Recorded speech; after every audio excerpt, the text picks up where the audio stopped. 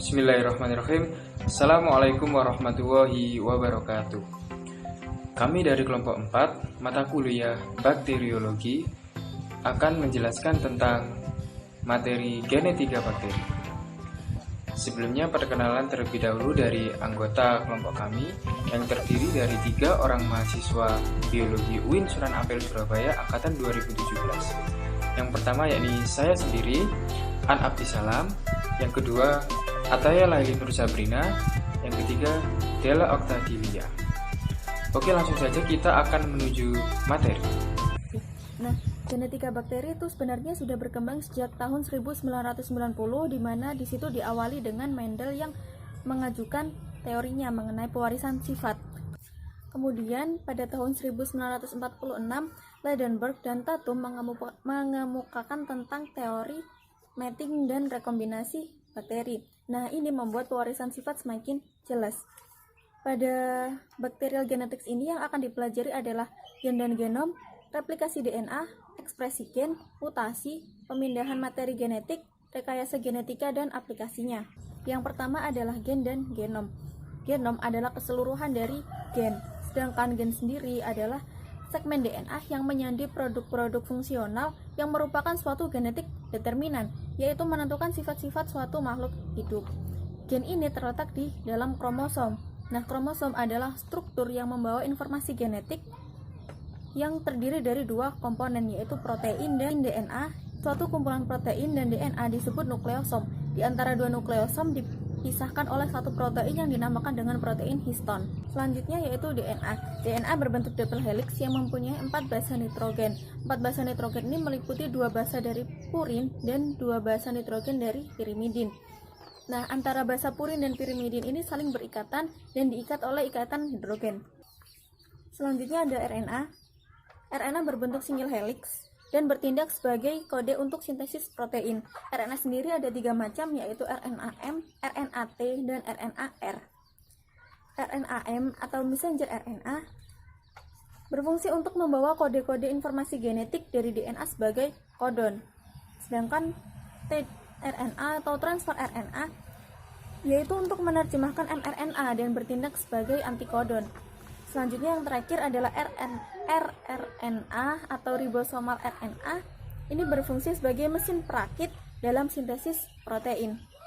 Pada proses sintesis protein pasti dikenal dengan namanya central dogma. Central dogma ini mengenai penjelasan tentang perubahan gen dari DNA menjadi RNA kemudian menjadi protein. Central dogma ini meliputi replikasi, transkripsi, dan translasi. Untuk proses replikasi dimulai dari enzim helikase yang memisahkan ikatan hidrogen. Nah, titik pemisahan ikatan hidrogen ini dinamakan dengan replication fork. Nah, kemudian masing-masing menjadi template DNA baru.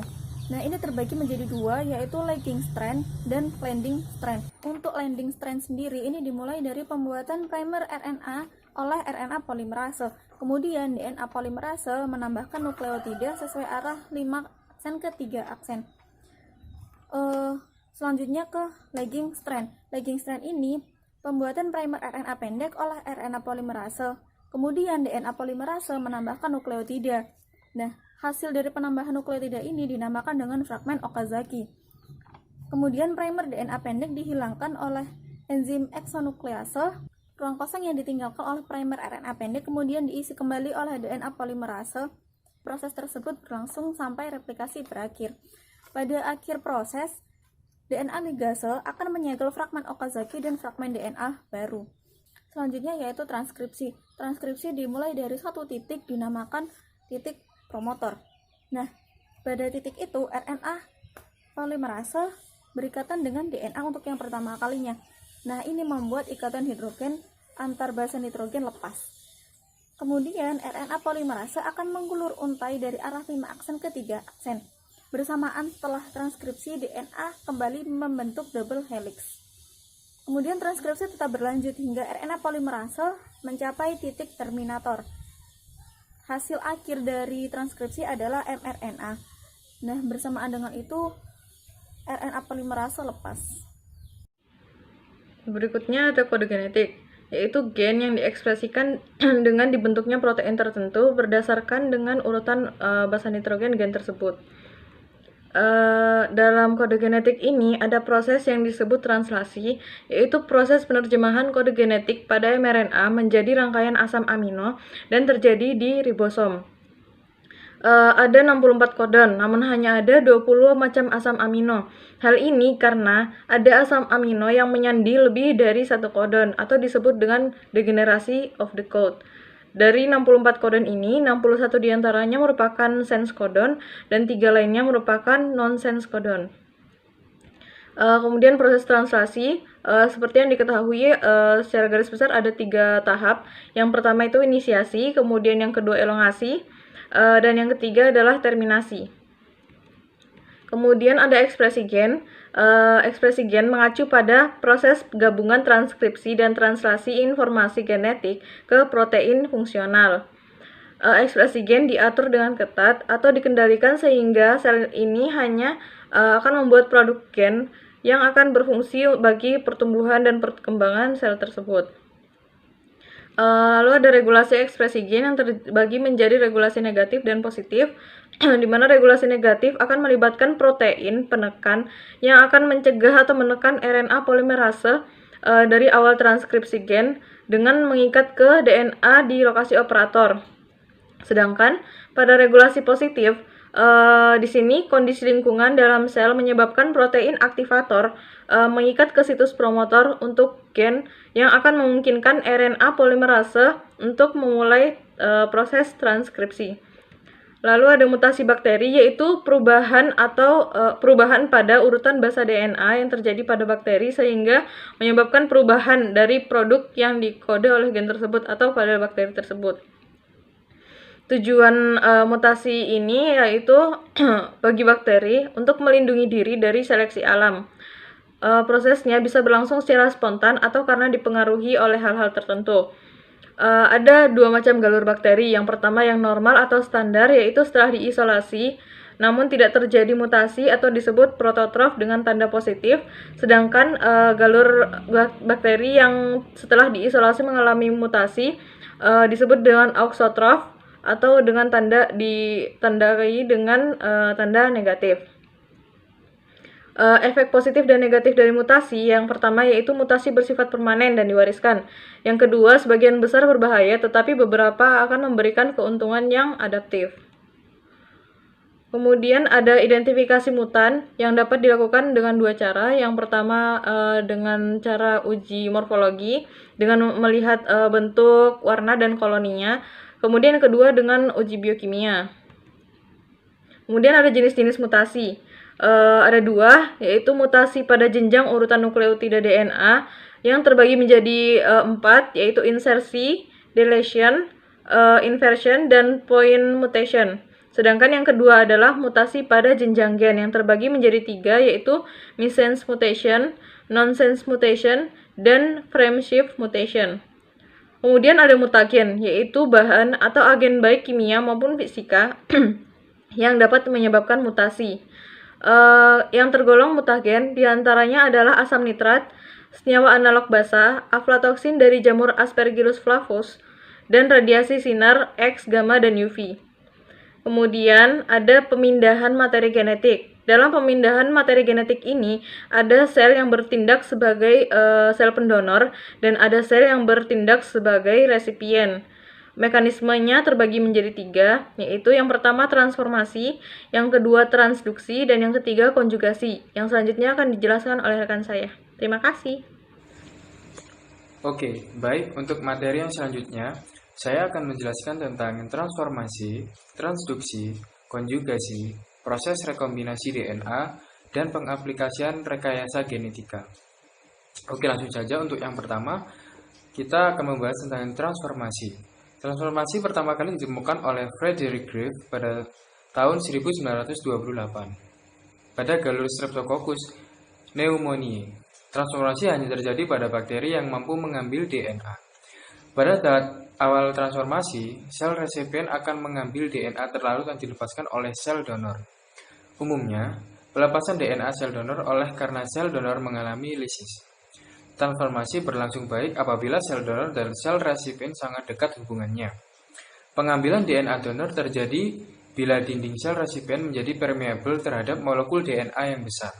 Selanjutnya akan dimanfaatkan pada rekayasa genetika.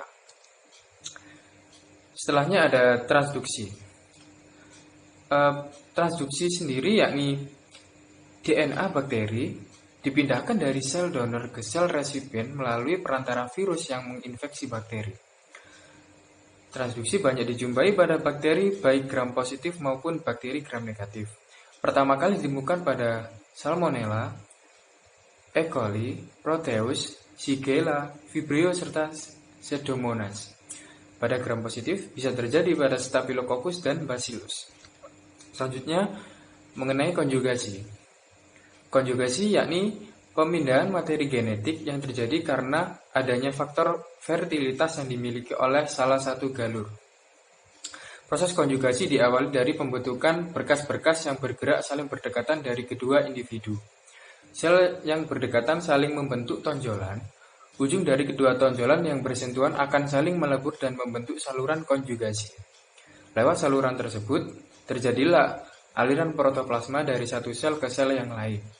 Kedua plasma melebur, yang disebut plasmogami. Selanjutnya, yakni rekayasa genetika. Teknik rekayasa dikenal dengan istilah rekombinan. Tentunya pada rekayasa genetika, yakni rekombinasi DNA. Sekarang secara luas mempunyai arti sebagai setiap manipulasi gen baik di dalam spesies tertentu maupun di antara spesies yang berbeda.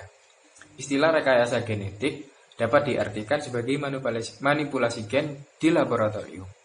Contoh rekayasa genetika yakni suatu gen di hewan vertebrata termasuk manusia dapat disisipkan ke dalam DNA bakteri. Prosedur rekombinasi DNA yakni yang pertama, pemotongan rantai DNA menggunakan enzim restriksi. Gen yang dimasukkan disisipkan ke dalam vektor DNA secara in vitro. Langkah selanjutnya yakni molekul DNA yang dipilih sebagai vektor harus self-replicating type, seperti plasmid atau genome virus.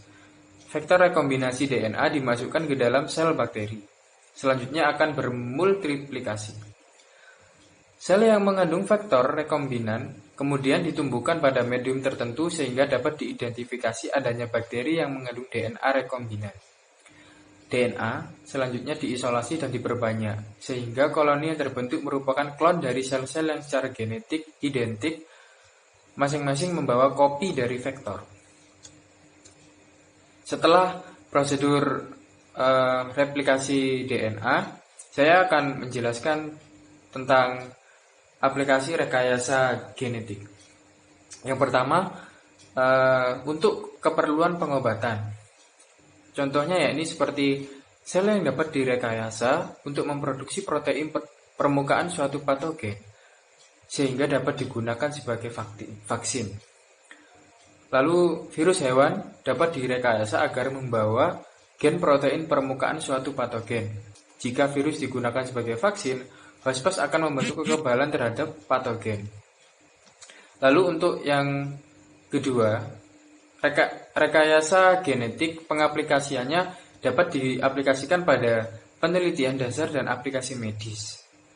Seperti teknik rekombinasi DNA yang dapat digunakan untuk meningkatkan pengetahuan tentang DNA untuk genetik fingerprint pada kasus-kasus kriminal dan sebagai terapi pada penyakit genetik dengan cara mengganti gen yang rusak atau hilang. Lalu untuk menentukan urutan basa nukleotida dalam suatu gen. Nah, sekian presentasi dari kelompok kami. Apabila ada salah kata atau kurangnya, kami mohon maaf yang sebesar-besarnya. Untuk teman-teman, tetap semangat dan tetap di rumah aja. Wassalamualaikum warahmatullahi wabarakatuh.